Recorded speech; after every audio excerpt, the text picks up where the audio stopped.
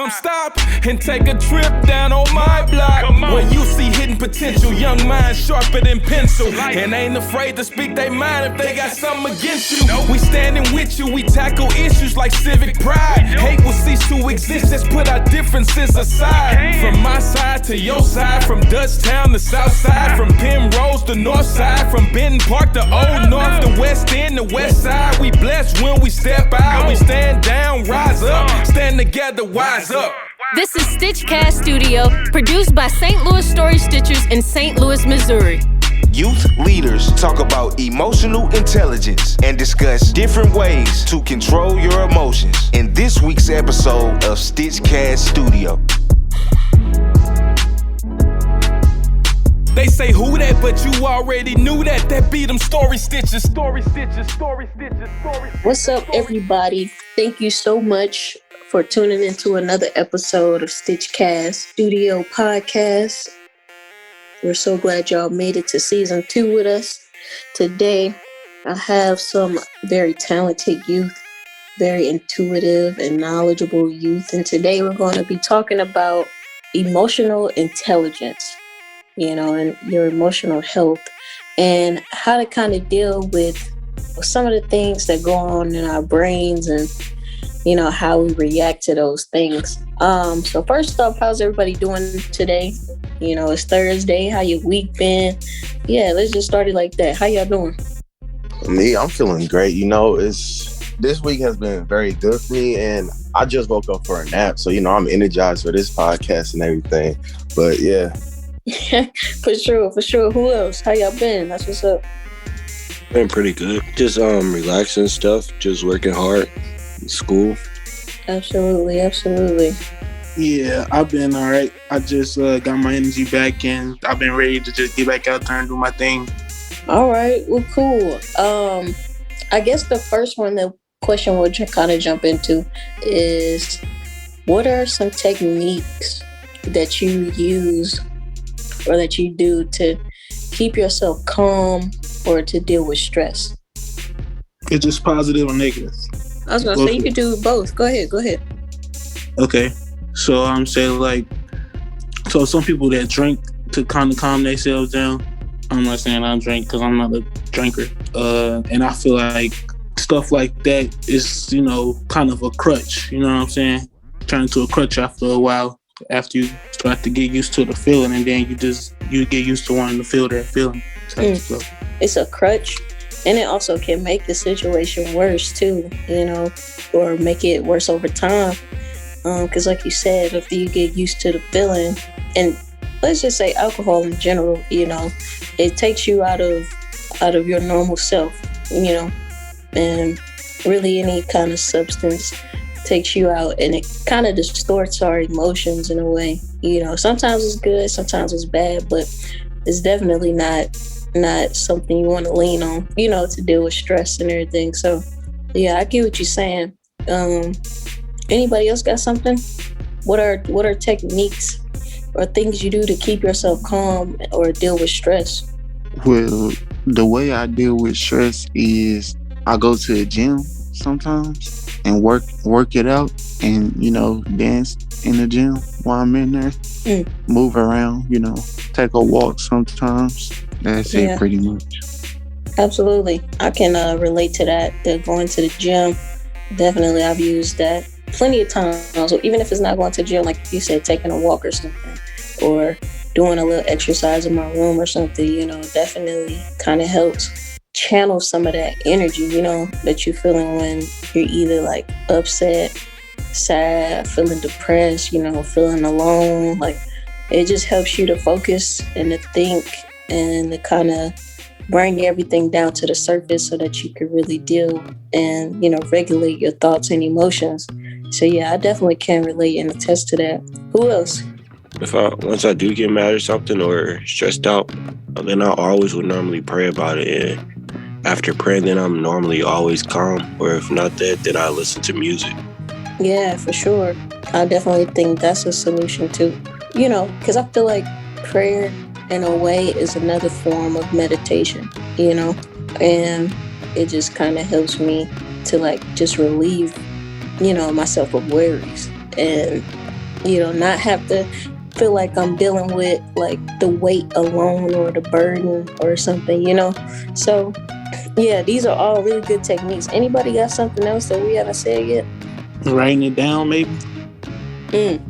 Yeah, I had said this probably a few times these last few weeks, though, maybe in another podcast too, but writing it down, for me, it definitely helps, and just for anybody who has like a hobby or a talent, I think they can relate to that too. Like some people sing, Zay said he dances, so different things like that.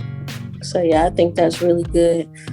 Moving on, so we talked about kind of like dealing with stress, and stress is like kind of like builds up over time, you know what I'm saying? But let's say you're actually in a moment where you don't have time to pray or to, go to the gym or dance like right then and there, but you're in a situation where you're like really mad or like you feel yourself about to snap. Like, how do you de-escalate your emotions, or how do you try to deal with that situation positively?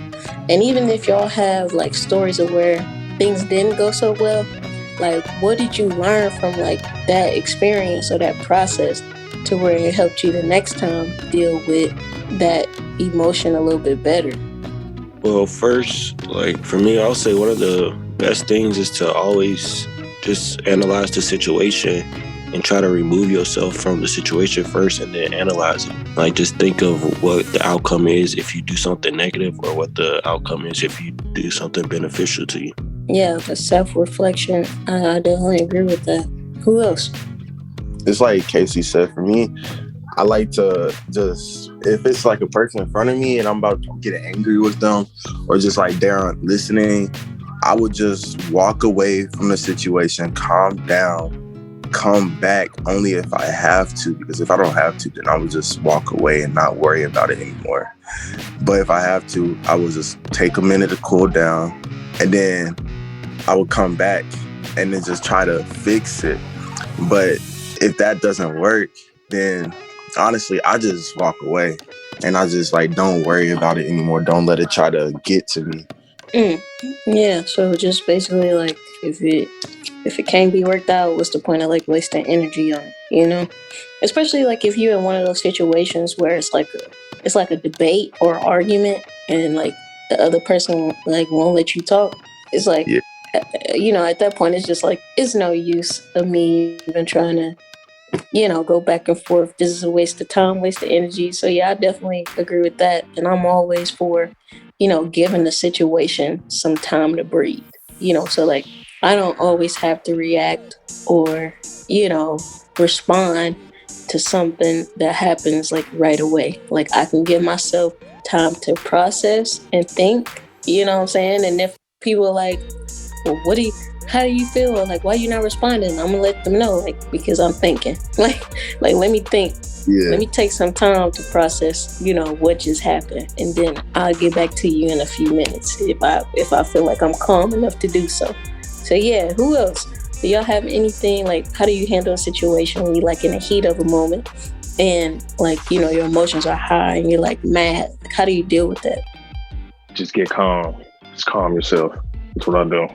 Take a deep breath and I push all emotions to the back of my head.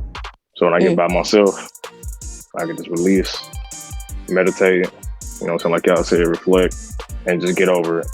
Everything is temporary. Emotions at that moment is temporary, and that's how I kind of treat everything. That's good. Right, that remind me of the it was a rule. It's like a 5-year rule. If it won't matter to you in 5 years, then like just let it go. Don't let it really phase you, or don't let it or harp upon that. Yeah, absolutely. I remember that rule. I actually forgot about it a little bit, but I remember that, especially when I was like probably like 18 or 19, I really used to use that saying a lot. I think somebody told me if it won't matter in 5 years, then don't waste more than 5 minutes on it.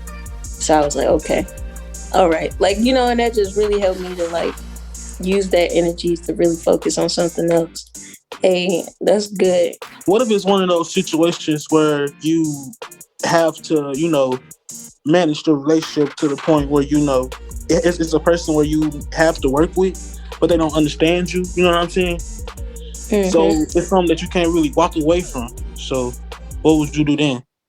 Anybody want to give that a shot? I'll say just try to come to a middle ground with it. Like, you all may not get along on something, but like find a way that you all could come to an even ground and then just work it out from there. Yeah. Or like a lot of people like to say, agree to disagree. Some problems can't be worked out right then and there. You know what I'm saying? But it's like, if y'all still got work to do, y'all still got things y'all got to get done, y'all got to be like, okay, let's put a pin in this and let's come back to this. You know what I'm saying?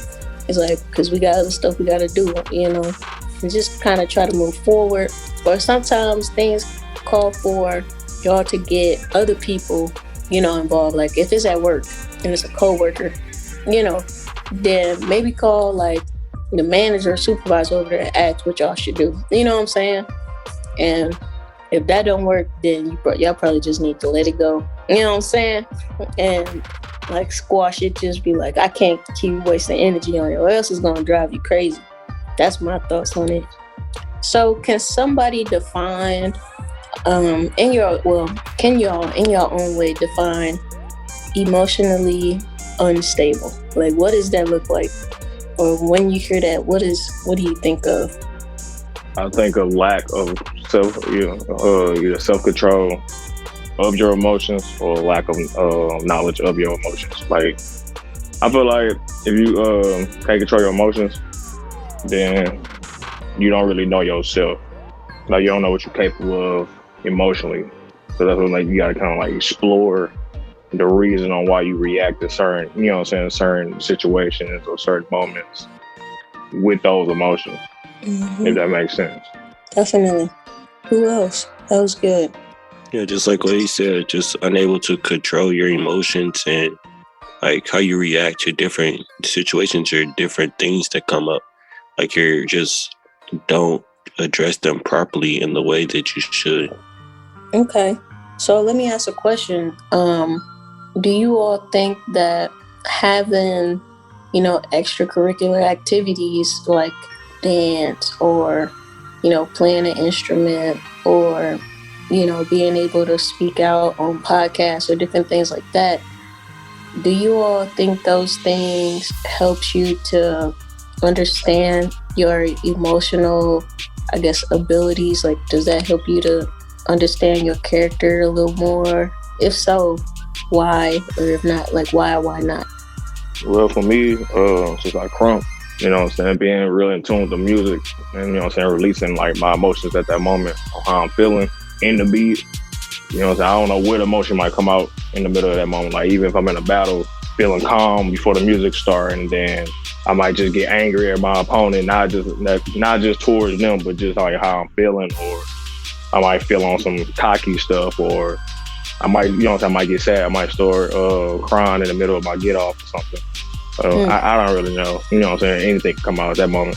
I just kind of be trying to be in tune with it, just just in case I'll be too mad about a situation. Don't got nothing to do with what's going on at that moment. Yeah, I kind of like how you took it. You talked about like more the side of how your emotions affect your craft or your ability. Who else?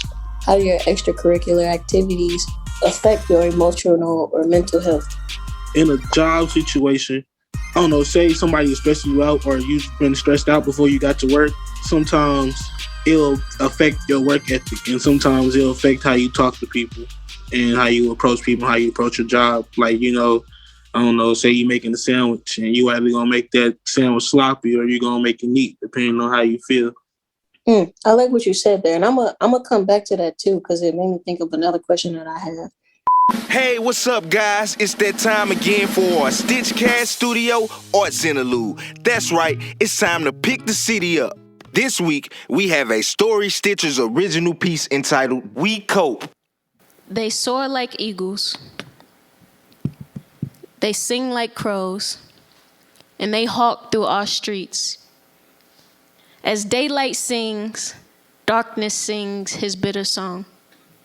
Children playing in the streets, their older siblings out hotter than heat. Mama trying to tell them to cool down, but they won't listen until they hear mama scream. The sniffles from her nose, riots out of control. R.I.P. MB on clothes. Police can hardly gain control on TV like a show. But they only show when fools are being made and not the making of greatness. You see, his death is not in vain. New voices have rearranged a chain of events, and for once we're slowly starting to see change. Badges next to cameras, cameras next to temple. Now you don't have to be a scholar to think twice before squeezing your chopper, or at least we'd hope. To cope with the pain of still, some still tope. You see, his death was not in vain, but some still cope. So they shoot at the sky, because hell is too hot and fire's without reason. So those bullets still soar. They sing like crows and they hawk through our streets. Night is today, as bitter is to sweet. As we sleep, pistols breach the integrity of our communities. Broken unity calls for broken relationships, which brings broken people. More trauma as time passes, more than one would ask, more than one wants to see, and more than we were taught to speak. So lonely nights he thinks about MB, how he wants to change this contradicting system, not just the laws, but the people that come with them. But then he remembered that he's a felon with every right but the one to use his voice. So back to hiding behind his tote he goes with words choked out of his throat. Now his heart's too cold to provide tears for his eyes to cope. Back to prison, or at least they'd hope. So they still soar. They sing like crows, and they hawk through our streets. As daylight peaks, darkness still sings songs that are bitterly sweet. Those who can see and have the courage to speak have helped us continue our journey where we hope to find peace. Mike Brown's death didn't just show us that there is a gun problem in the police force, but in our communities where little kids are forced to grow up faster than they should. Let these senseless acts of violence encourage you to be the change that you want to see. Do it for the ones that cannot, the ones that want better, even the ones that don't know better.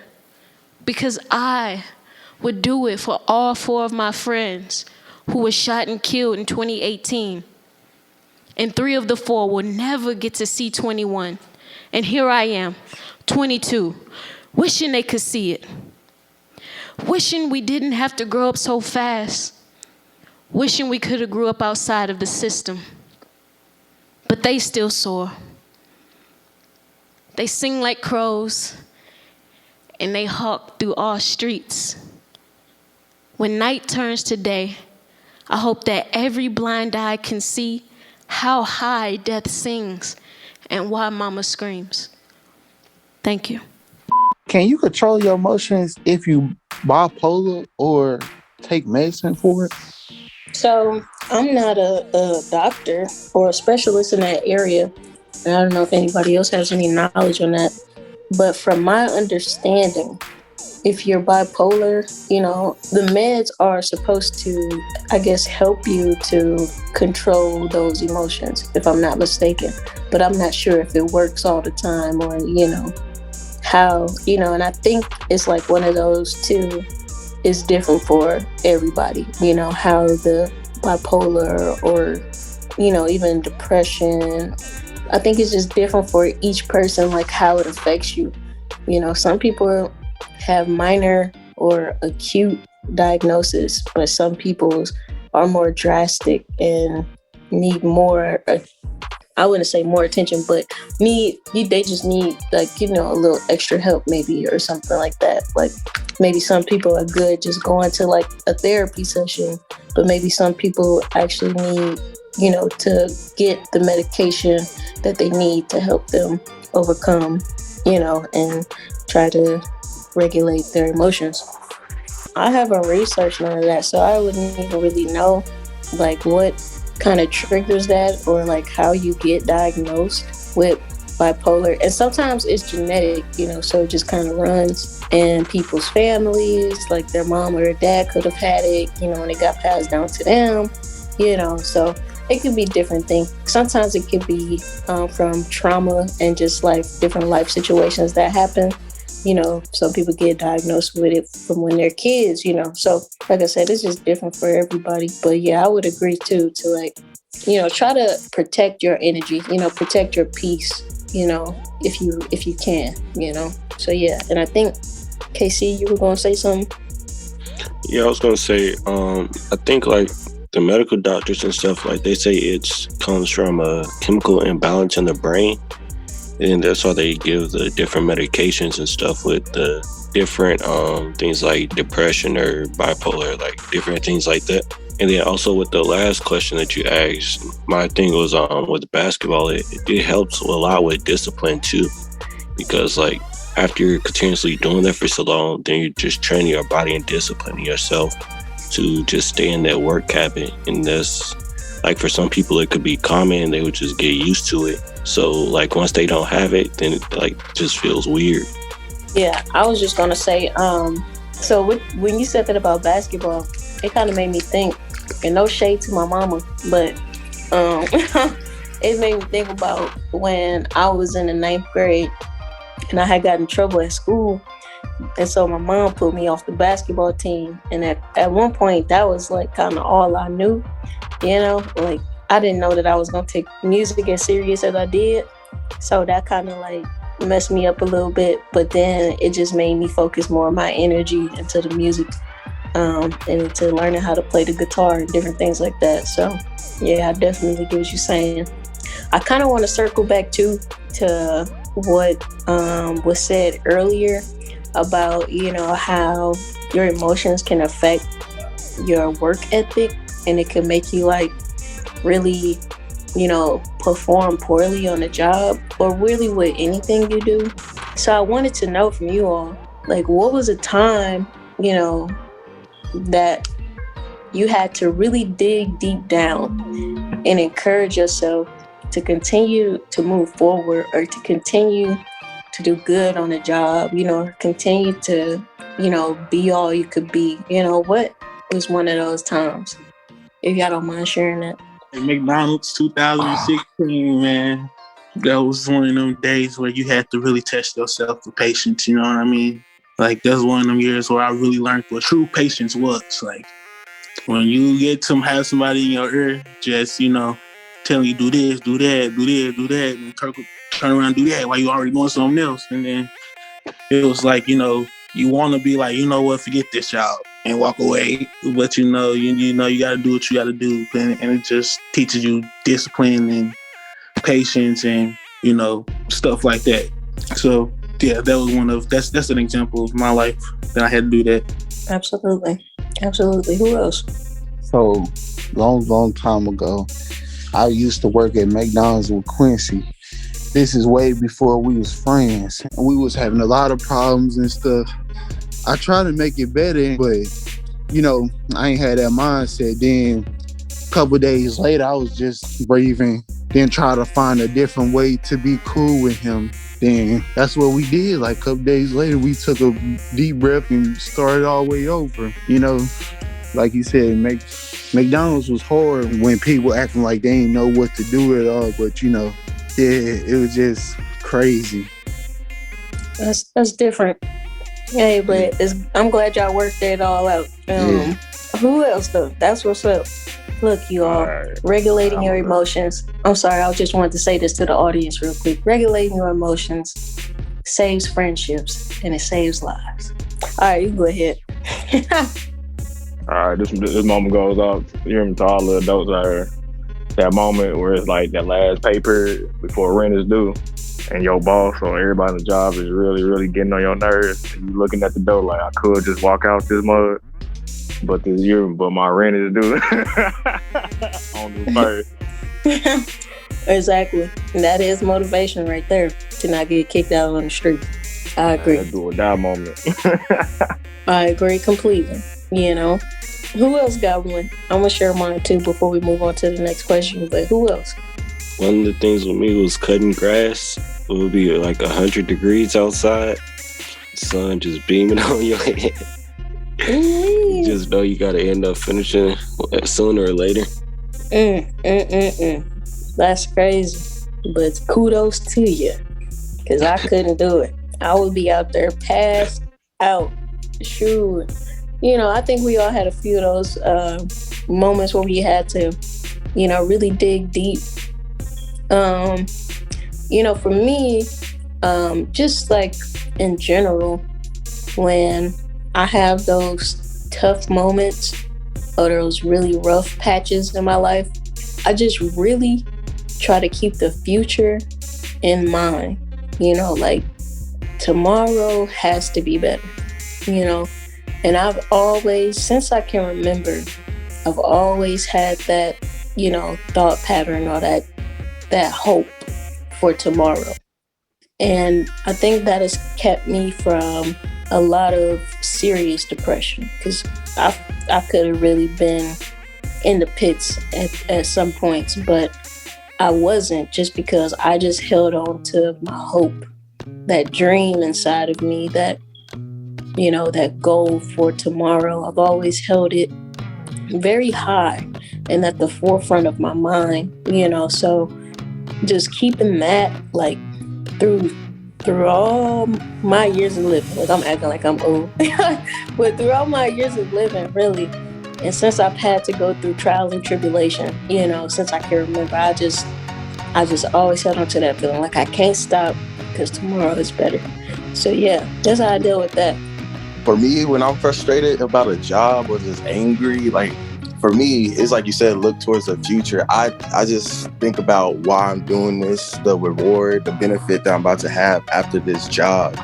So that's what keeps me, like, going, because, like, I'm just like, if I finish this job or finish this, then I get this thing, or the reason why I'm doing it, like, this is how it's going to benefit me and everything. So yeah, that keeps me going. Absolutely, absolutely. So with that being said, what are signs that people can look for, you know, because we are young, and, you know, maybe some young people might listen to this, or maybe some older people might listen to this and be dealing with younger people. But from you all's experience, what are signs to look for and to notice and be aware that someone is either already emotionally unstable or is becoming emotionally unstable? I think this is a good one to hear from you all, because sometimes it's hard to read young people. So get the people hip, y'all. I got it. I'm gonna say one. One trait that I've noticed when people start to be emotionally unstable. I had this one homeboy, like, each and every week or like every 3 days, it was kind of weird, because, like, he went from, like, being cool to, like, texting the group chat, everybody pray for me, and it was just, like, kind of weird, because it was just, like, randomly, you know what I'm saying, like, we could be like in a deep conversation, or just having fun, just a random pray for me would just come out of nowhere, and I was, like, kind of concerned, like, you know what I'm saying, you good? But then, like, we, you know what I'm saying, we resolve the issue, and then, like, it'll come back around, like, the next day, so we just kind of like, okay, you know what I'm saying? So it was kind of weird, but, like, the trait I was looking for, like, mood changes. His mood was different. What else? He was just wasn't motivated no more. You know what I'm saying? It was just like he was like a hollow shell of his former self, if that makes sense. Yeah, absolutely. Thank you for that too.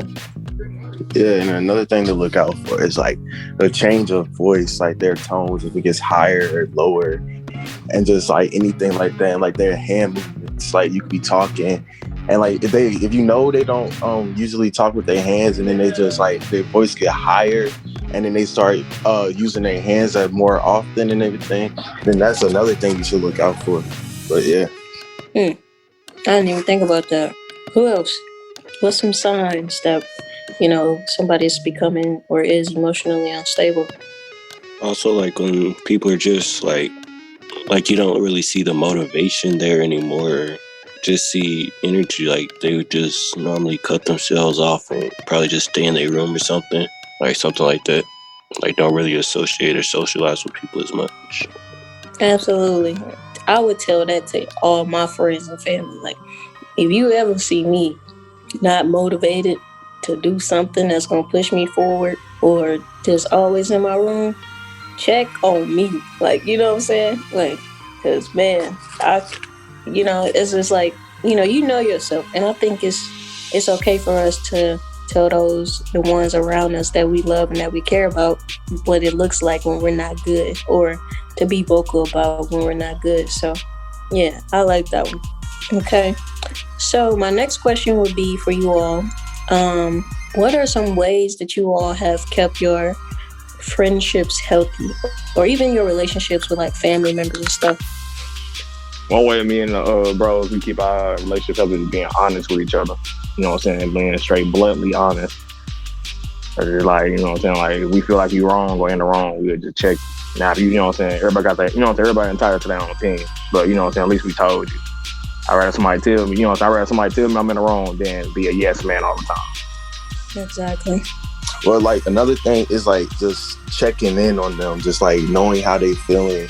Like, seeing something happen to them recently, so you, like, know what to say, what not to say, and just, like, checking in on a friend. It's just a good thing, just showing that you appreciate them and just stuff like that you care, and, like, just not taking them for granted, because that could change a lot if they feel like you do. Absolutely. Yeah, I want to speak on that. Yeah, like, but with that issue, people got to understand, like, the approaches. You know, everybody got their own approach on how to, like, they want people to come to them, and you got to kind of, like, feel your way down a dark hallway, blindfolded, to try to figure that out. Yeah. You don't want to just, you know what I'm saying, you don't want to come on too strong, or you know what I'm saying, you don't want to make them already even more upset than what you know what I'm saying, you trying to help. Yeah. Yeah, especially if they already in that stage of being emotionally unhealthy, you know. It's like that's a really tender spot. So you got to really, like, kind of maneuver around it, handle with care type thing. So yeah, I get where y'all coming from. Anybody else? What are ways that you keep your relationships healthy? Just coming to a compromise as best as you can. Sometimes people make it harder for you to compromise because they're just difficult, but at the same time, you just talk it out and try to numb it down and X out the other answers, you know what I'm saying, until you get to that one spot, you know, that you need to be. Absolutely. And since we're on the topic of relationships, I forgot who came up with this question, but I want to ask it. Do you all, and this is not, you know, there's no right or wrong answer. You know, I think it's just an interesting question. But do you all think love is a feeling or an action, or both? I would say there's both, because, like, once you have the feeling, then your actions will project your feelings. Like, if you actually feeling this way, you're going to show them in your actions. Yeah, he sound real woke. I appreciate that one. We got a woke one over here. Who else? Go ahead. I think it's an action, because you can always love somebody. That's what I think. Mm. Yeah, you gotta show it to more than just say it, you know. Yeah, absolutely. I get that.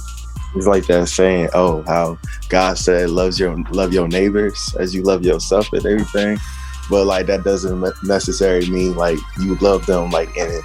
Like, you actually love them. You just, like, love who they are, but you gotta show them that you really love them, because they won't really know if you just say, oh, yeah, I love you. But, like, that's just words, honestly. And your actions show way better. Absolutely, because if we talking about God, true, in the Bible, Judas was saying he was down for Jesus and betrayed him, and Peter said he wasn't gonna never betray Jesus and denied him 3 times. So, you know what I'm saying? Yeah. And, you know, in real life too, people do that, you know. And y'all sound real woke right now. You know, but in real life, people, they do that, you know. And I think that's when love really prevails, you know, when you can, you know, still genuinely love someone past their flaws. Now, I'm not saying, you know, you have to be, always in their face and around them 24/7. Like there's a such thing as loving from a distance, but still just being able to love people and understand that some people change, some people don't, but whether or not you gonna change, I still love you for you, but I'm still gonna do me. Like, you know what I'm saying? So yeah, I like what y'all saying. So another thing I want to ask you all is, how can, more youth or even adults, because this is coming from our perspective, so, this might help out some parents who might listen to this or something. But what are ways you figured out, things that triggered you?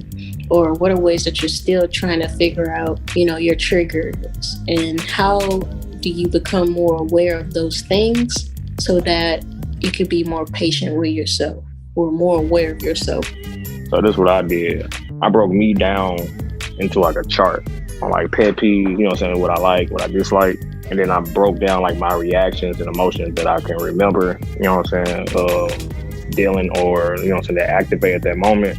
And then I kind of just like keep a personal journal or personal, like a personal diary of like how I felt, how long it took me to calm down, my reaction, what I felt the next day, stuff like that, to really just stay in tune with myself and my emotions, so I can have a better sense of just keeping myself in check versus on me reacting or being overreactive. I like that, how you say you keep a journal, because, sometimes we can go through stuff and maybe not remember it fully, but writing it down and having like something to go back to, I think is really powerful, because then you can actually like really remember how you felt and really like just analyze it all again. Not to get back mad, but like you said, to just reflect on it, to kind of see, what it was, what it is, and, kind of move forward. Who else though? That was really good. Yeah, what he said. But like, I don't keep a journal, but me, it's like it become a habit for me. Whenever I get in an argument or a fight, it's like every time after that fight, I just think about it, like analyze the fight all over again. Just like what happened, like what are things I could have said or done that couldn't have, de-escalated it and stuff like that. And then I just remember it and I just take it over next time. But sometimes it don't work, so I'm gonna start doing the diary thing to actually remember it, because when you get in a real heated fight, and then you just you don't have the time to think about how you could stop it or what you could have done, analyze it like a past fight, then yeah, that right there just messes you up. Yeah, I agree too. I think I'm gonna start doing more journaling too, because I'm the type of person, like, once I say that something is over, like, I don't like to feel like I need to bring it back up. Like, I don't like being that person that brings something back up when we tried to get over it. You know what I'm saying? So I think that's definitely something that I probably try to be more intentional about, is like keeping a journal. Who else got something though? This one is really good. Yeah, I'll also probably start making journals or like videos too. Like with my YouTube channel, like just vlogging every day, like setting different goals and things. But also with me, I just like to look at the bigger picture of things and look at my main goal. And like really the things does not line up with it or won't get me to that does not really matter, then I kind of stray away from it. So then like I don't really let those things faze me or anything. Like just the trivial things that don't really matter. Like just really just staying focused on the straight and narrow path. Absolutely. Anybody else? Oh, this was a really good question. When you get into an argument with somebody and you figure out what triggered the argument the first time, and then you get into an argument with them again, and it'd be like kind of sort of the same thing, like running towards the same thing, which I worried about the last time, then you will try to maneuver around it, you know what I'm saying? So that way you don't got to argue about the same thing because you already experienced it the first time. You know what I'm saying? So, yeah. Absolutely. I appreciate that. Yeah, I think these are some really good answers to this question. Does anybody else have any questions or anything before I get to my last question? Chip Ahoy or Oreos? Which Chip Ahoy though? Me. No, Which- as a whole, you gotta stand on the team. You just gotta stay on the team. Pick a side. I'm Oreo then all the way. True. All right. Who else? Double stuff Oreo. I'm with the Oreo side myself. What they call them oatmeal cookies?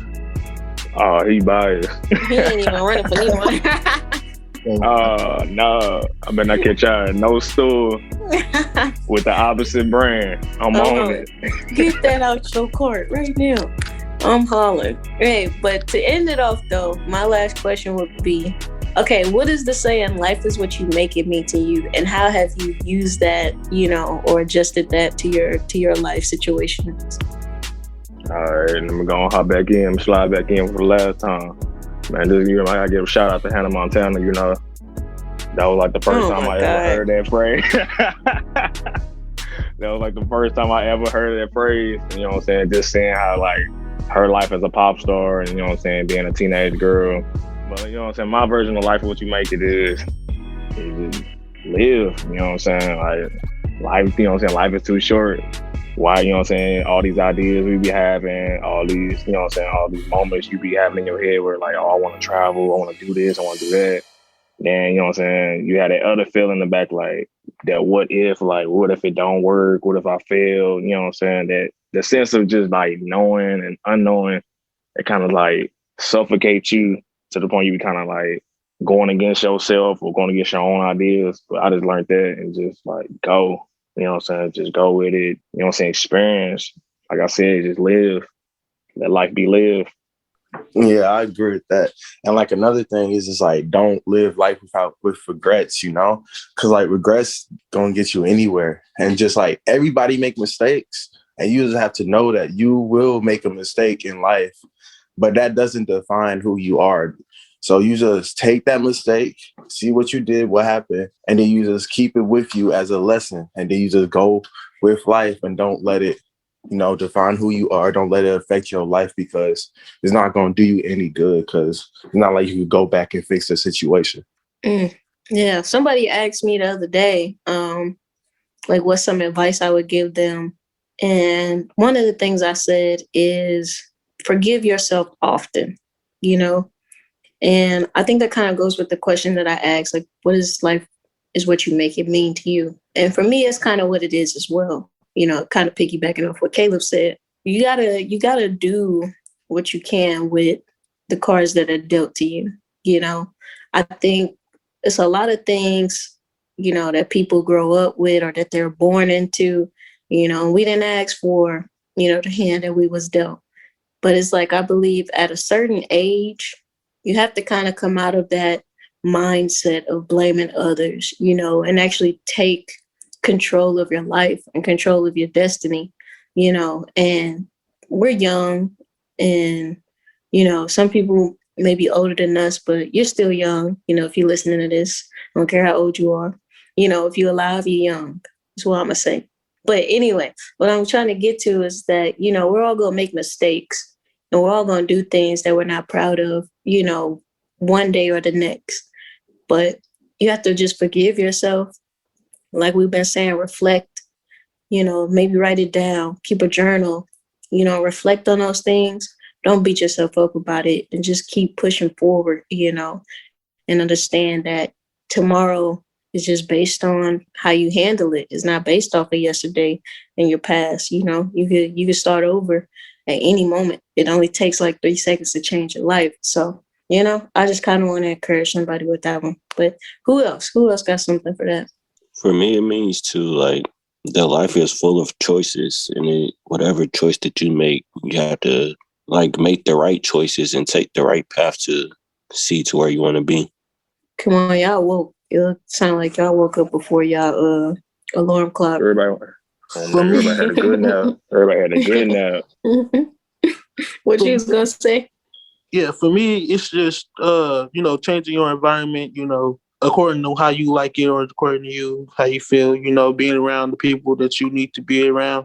that's what life is, what you make it mean to me, basically. StitchCast Studio Season 2 in 2021 is sponsored by the Spirit of St. Louis Women's Fund's 3-year grant, 2020 to 2022, Arts and Education Council, PNC grant, and Lush Corporation's The Charity Pot. They say who that, but you already knew that. That be them story stitches, story stitches, story stitches, story stitches, story stitches.